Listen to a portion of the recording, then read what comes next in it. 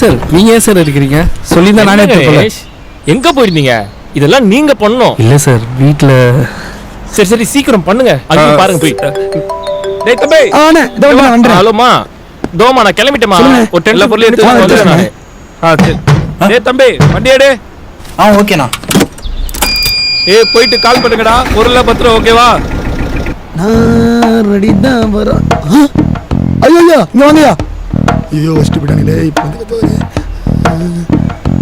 ஐயா பையலுக்கு ஃபோன் அடிச்சு வண்டி எடுத்து சொல்லுங்க. எதுக்குடா? பையல டிவி வச்சுட்டு போயிட்டானுங்கயா. டேய் இதெல்லாம் உள்ள பார்க்க மாட்டீங்களா?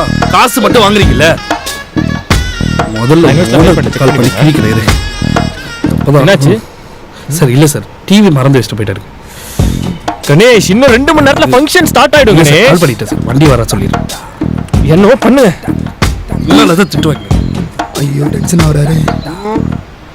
ஹலோ கார்த்திக் கிளம்பிட்டியா? இல்லைம்மா இங்கே வெக்கேட் பண்ண சொல்ல டிவியை மறந்து விட்டு வந்துட்டாங்க. இப்போது வண்டியும் திரும்ப வரக்க முடியாது, என்னாலையும் போக முடியல. தான் என்ன பண்ணுறதுன்னே தெரில.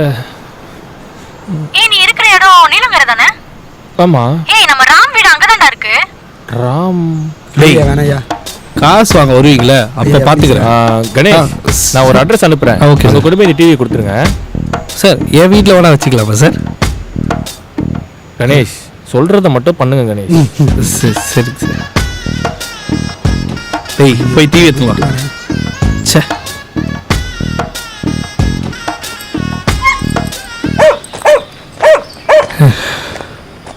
ஆடி என்ன வெயிலே. இந்த வீடா? டேய் இதான்டா வீடு. தூக்குனே